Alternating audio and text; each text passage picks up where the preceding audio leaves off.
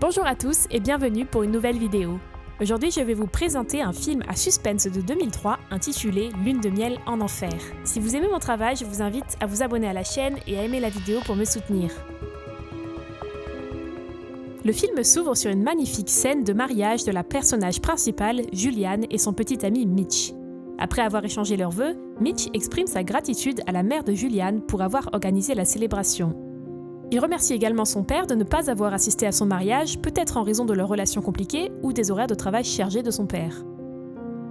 Peu après le mariage, les jeunes mariés partent pour une lune de miel de 2 semaines sur une île isolée.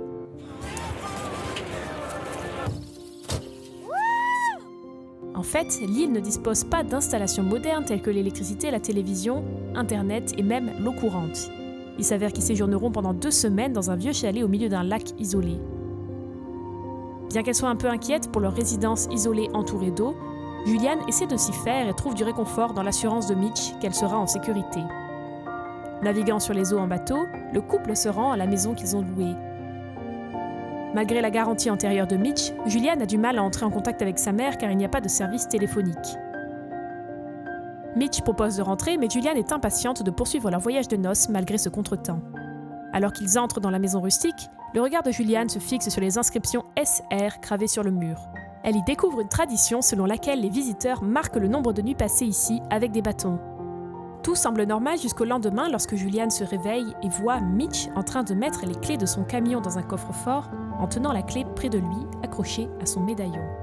Mais au lieu de l'interroger, Julianne n'en tient pas rigueur et continue de chérir le temps qu'elle passe avec son bien-aimé. En tant qu'étudiante en art, Julianne s'immerge dans le dessin. Elle veut se concentrer sur ses études d'art avant d'avoir un enfant, et Mitch, étant le mari compréhensif qu'il est, soutient sa décision. On nous présente une scène dans laquelle Julianne essaie de se mettre à l'eau mais semble trop effrayée pour aller plus loin, alors elle décide de retourner au chalet. Un jour, lorsque Mitch l'invite à le rejoindre dans l'eau, elle refuse, craignant de gâcher son maquillage.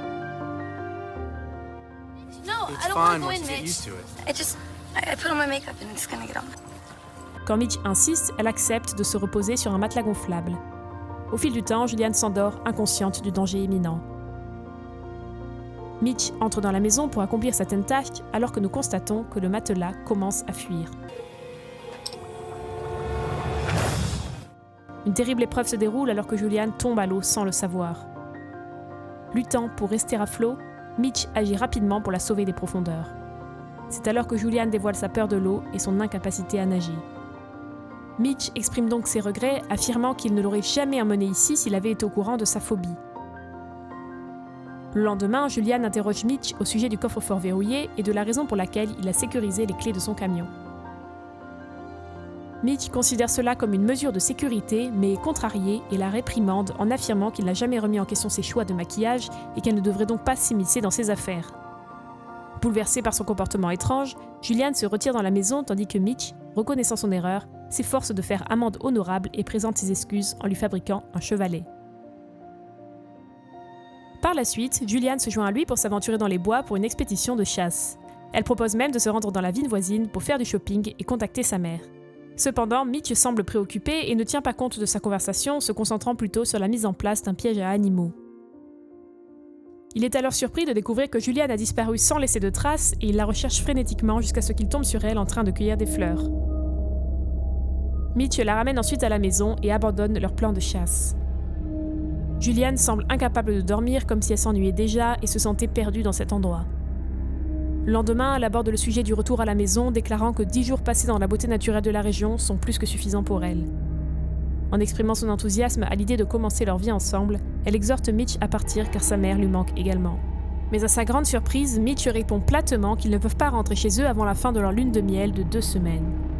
Julianne a du mal à comprendre son comportement alors qu'elle continue d'insister pour rentrer chez elle, ce qui amène Mitch à exploser de colère et à lui reprocher, ainsi qu'à sa mère, d'avoir gâché leur lune de miel. Affirmant qu'elle doit obéir à ses ordres, Mitch part vérifier ses pièges en laissant Julianne enragée.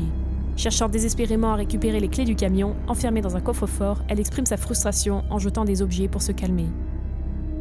Après avoir reconnu son erreur, Mitch rentre à la maison et s'excuse sincèrement auprès de Julianne pour son comportement grossier. Cependant, le lendemain, un autre défi se présente lorsque Julianne se rend compte que ses pilules contraceptives ont disparu de ses affaires. Elle confronte Mitch à ce sujet, mais il est tout aussi désemparé. Cela déclenche une autre dispute houleuse entre eux, Julian insistant pour qu'ils rentrent chez eux car elle ne peut pas vivre sans ses médicaments, et Mitch pensant qu'être mariés signifie qu'ils peuvent prendre le risque de fonder une famille. Alors que Julian persiste dans son désir de rentrer à la maison, le ton de Mitch devient menaçant et il exige que Julian l'écoute et lui dit qu'ils ne partiront pas. Leaving. Témoin d'un changement significatif dans le comportement de Mitch, Julian réalise enfin qu'elle doit quitter les lieux afin de conserver sa santé mentale. Pendant que Mitch part à la chasse, elle tente de s'échapper en se jetant à l'eau, mais sa phobie l'empêche d'exécuter son plan.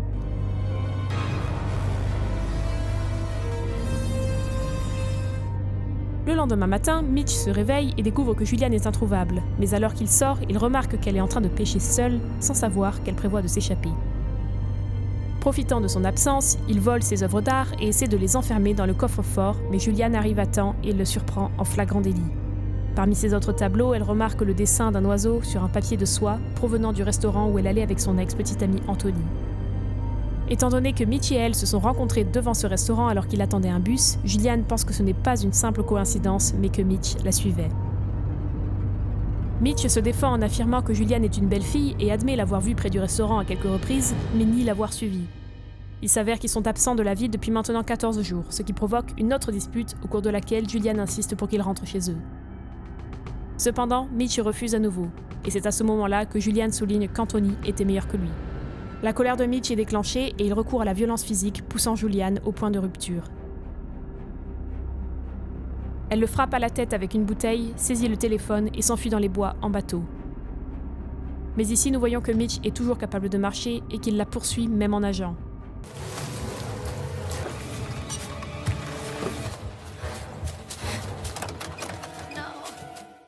Malheureusement, sa tentative d'appeler sa mère échoue car la batterie du téléphone est épuisée, ne lui laissant d'autre choix que de fuir le plus loin possible dans la forêt. En chemin, elle découvre une tombe sans savoir qui y est enterré. Elle entend alors son mari crier son prénom et se cache donc derrière un arbre.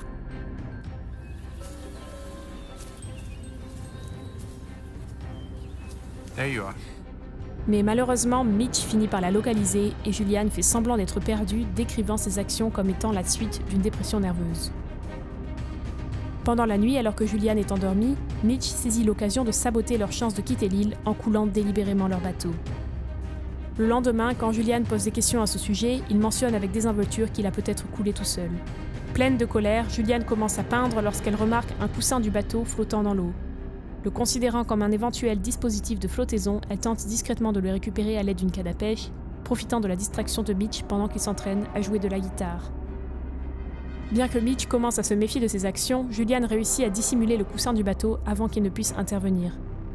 Le même jour, Mitch prend les clés de son camion et se dirige vers la ville, affirmant qu'il y a du travail. Cependant, sa véritable intention est de visiter la tombe devant laquelle Julian est déjà passé. Dans un geste audacieux pour obtenir les clés du camion, Julian passe la nuit avec Mitch en attendant qu'il s'endorme. Saisissant l'occasion, elle vole la clé et ouvre le coffre avec succès. À sa grande surprise, elle trouve une lettre à l'intérieur qui s'avère être l'acte de propriété de la maison, prouvant que Mitch est l'unique propriétaire, et les inscriptions antérieures qu'elle a contestées étaient simplement son nom de famille SR. Sans perdre de temps, elle saisit les clés et se dirige vers les bois en utilisant le coussin du bateau comme dispositif de flottaison. Cependant, en arrivant au camion, Julian rencontre une complication lorsque celui-ci ne démarre pas. Elle remarque une lampe de poche au loin, ce qui l'inquiète car elle sait que Mitch se rapproche d'elle. Rapidement, Mitch apparaît juste devant la fenêtre. Armée du fusil de Mitch, elle lui ordonne de réparer le véhicule. Malheureusement, la situation prend une tournure dramatique lorsque celui-ci profite d'une distraction et revient vers elle sans qu'elle ne s'en aperçoive. Mitch! Mitch! Le lendemain, Julian se réveille et se retrouve enchaîné à un arbre sur l'île, confronté à une transformation inquiétante du comportement de Mitch. Il commence à déchirer le dispositif de flottaison tout en révélant la vérité sur sa maison et son père. On découvre que le père de Mitch a constamment fait pression sur lui pour qu'il trouve une bonne partenaire et fonde une famille. Un jour, lors d'un voyage de chasse, les exigences continues de son père ont poussé Mitch au bord de la rage, le poussant à commettre un acte horrible, assassiner son propre père. Il a enterré le corps près de l'île afin que sa femme et lui puissent être proches de son père décédé. Il continue d'exprimer sa colère en détruisant ses affaires, jetant ses outils de peinture et brûlant son chevalet, tandis que Julian est assis sous le soleil brûlant en train de pleurer sur son sort. Alors que son comportement devient de plus en plus irrationnel, Julianne se rend compte avec une certitude croissante que tout cela n'était qu'un enlèvement planifié. Elle pense que Mitch savait que son téléphone portable ne fonctionnerait pas et qu'elle ne savait pas nager. Bien que Mitch ne nie pas ses allégations, il reste ferme dans son affirmation selon laquelle il l'aime et qu'il l'aimera pour toujours. Alors que la pluie commence à tomber, Julianne supplie désespérément Mitch de la laisser partir, utilisant son amour déclaré pour elle comme un prétexte. Cependant, le psychopathe reste déterminé à rester sur cette île isolée pour le reste de sa vie et à élever une famille ensemble. Malgré la situation difficile, Julianne refuse de perdre espoir et élabore un plan pour s'échapper. Elle met délibérément le feu à la boîte d'allumettes dans l'espoir de manipuler Mitch pour qu'il aille en ville en racheter, ce qui lui permettrait d'élaborer une stratégie et de s'échapper. D'abord résistant, Mitch finit par céder lorsqu'il se rend compte qu'il n'a aucun moyen d'allumer un feu sans les allumettes. Une fois Mitch parti, Julianne saisit l'occasion de retrouver sa liberté. Avec l'aide d'un filet de pêche, elle récupère une hache qu'elle avait repérée plus tôt dans l'eau et s'en sert pour couper la chaîne qu'il avait maintenue attachée à l'arbre. Ensuite, elle récupère le radeau qu'elle avait caché en utilisant une pierre pour l'empêcher de flotter et en colmatant les fuites potentielles avec des pansements. Elle réussit à gonfler le radeau et se met en route vers le bois. Pendant ce temps-là, le camion de Mitch tombe en panne, ce qui lui donne l'idée d'utiliser le briquet de la voiture comme alternative aux allumettes. Julianne vole le piège à animaux et le place stratégiquement près de la maison. Avant que Mitch ne rentre, elle parvient à regagner le fauteuil où il l'avait laissé. Lorsque Mitch arrive, il partage l'idée d'utiliser une cigarette allumée au lieu d'allumettes pour allumer le feu. En apprenant que le camion est en panne, Julianne se demande ce qu'il ferait en cas d'urgence, ce à quoi Mitch lui assure calmement que rien n'arrivera à personne.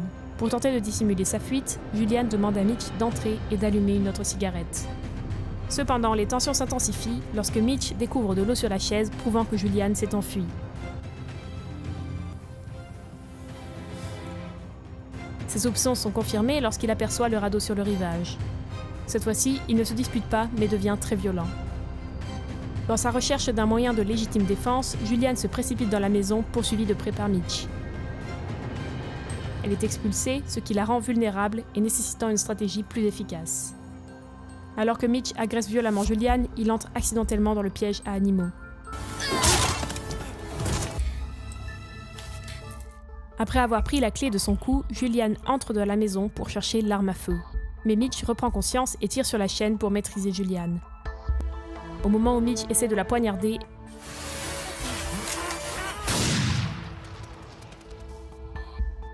elle finit par tirer sur sa main avec le fusil de chasse. Affaiblie et au sol, Mitch ne peut pas bouger. Au lieu de mettre fin à ses jours, Julianne déverrouille la chaîne et la fixe autour du pistolet avant de placer l'arme près de Mitch afin qu'il puisse choisir de mettre fin à ses souffrances. Elle ne peut cependant pas se résoudre à le faire elle-même. Surmontant sa peur de l'eau, Julia patauge dans le lac et nage sans relâche jusqu'à atteindre la rive opposée. Et plus tard, elle entend un coup de feu indiquant que Mitch s'est suicidé, apparemment incapable de faire face au fait qu'il a perdu Julianne pour toujours à cause de sa nature abusive et autoritaire. Par la suite, Julianne est vue en train de fumer une cigarette. Dans un dernier acte puissant, elle jette son alliance dans le camion, symbole de sa libération des tourments qu'elle a subis, et entreprend son voyage vers la ville pour retrouver sa famille après des semaines d'angoisse. Et c'est tout pour le résumé de Une lune de miel en enfer. J'espère que la vidéo vous a plu. Merci d'avoir regardé.